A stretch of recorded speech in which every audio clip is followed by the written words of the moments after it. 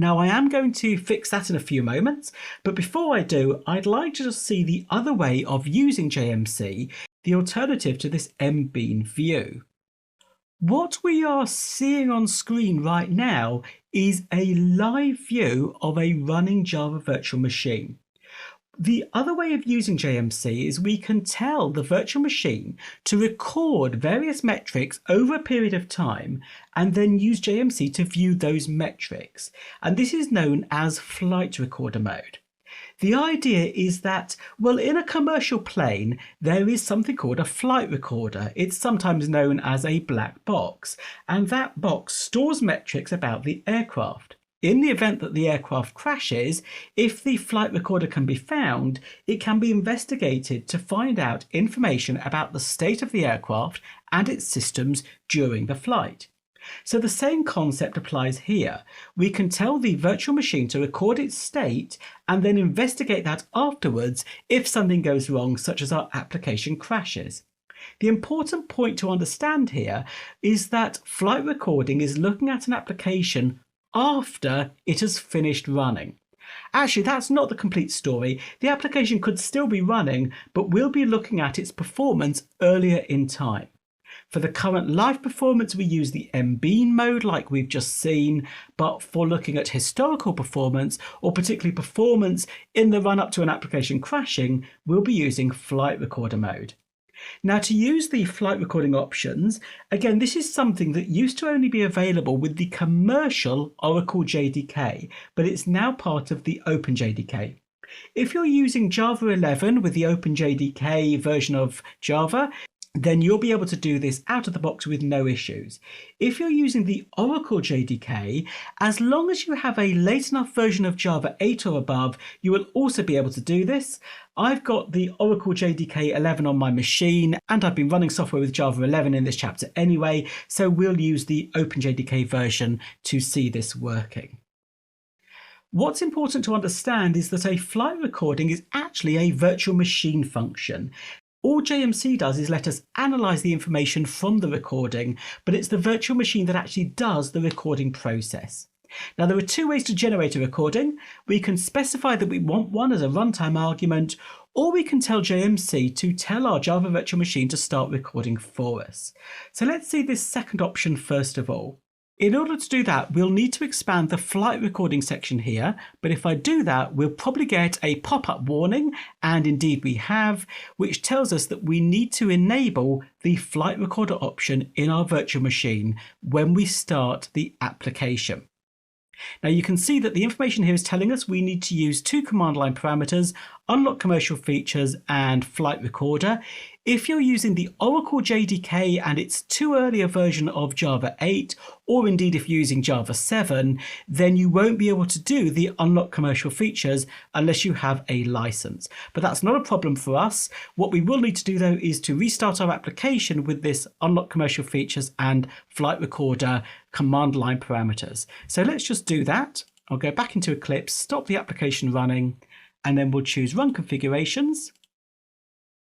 And we need to put the VM arguments in here.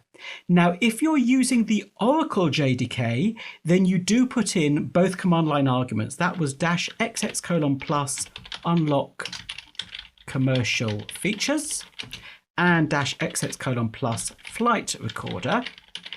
If you're using the OpenJDK like I am, then you only use the plus flight recorder. You don't use unlock commercial features. If you try and use unlock commercial features, you will get an error. And in fact, it's telling me there a fatal error has occurred and it's an unrecognized virtual machine option. So if you're using the OpenJDK, and I'm just going to go back into the run configuration screen, we just need -xx:+ flight recorder. So let's run that now. Our application has started, and we should be able to reconnect to it in JMC. I'm not going to bother opening the MBean server this time. We'll just expand flight recorder, and we'll see it says there are no recordings right now. That's absolutely fine. We're about to generate our first one. So we'll do that by right-clicking on flight recorder and choosing Start a Flight Recording.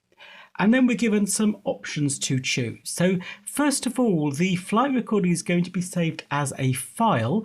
Now this file will open automatically in JMC when the recording has finished, but of course you might want to make a note of that so that you can refer to it later or change where the file is being saved. I'm happy to accept the default, and you can give the recording a name if you like. Now there are two options. We can either set a fixed time recording to say let's record 5 minutes worth and see what happens in this application over a 5-minute period, or we can keep the recording going indefinitely. If we choose the first option, then the file will be automatically opened for us. If you choose the second option, the continuous option, which is what you might do on a production system, well, what happens is that the flight recording data is kept in memory. And then whenever we want to, we can ask the JVM to dump that recording to a file for us to analyze. Because we can't keep storing recorded data in memory forever, we can specify either or both of how big the file should be or how long in time the data should be kept for. So for example, we could say we want a continuous recording, but we just want to keep the last 5 minutes of data. And then at any point we could say, let's grab that 5 minutes of data so that we can explore it. I'm going to go with that option, I think, for the moment. So we'll say we want the continuous recording with a maximum age of 5 minutes. And you'll notice you get a bit of help here as you type things in. So we should be able to find the word min there, and that will work fine. The next drop down gives us some options about how much profiling, how intensive we want that to be. On a production system, you'd probably use continuous, which has the lowest overhead. It says normally it uses less than 1% of the virtual memory's resources to be able to record the profiling information. But for the purposes of finding problems, we probably want to go for the more intensive option, which is called profiling. So we'll select that and click on Next. Now we've got some more options here about what it is we want to store within our flight recording file. In our particular example, we're not concerned about memory, but we are interested in threads. So what I think we should do is set the thread option to be more aggressive. Rather than storing information every 60 seconds, you can set it to every 10 seconds or every 1 second even. I think every 10 seconds would be fine.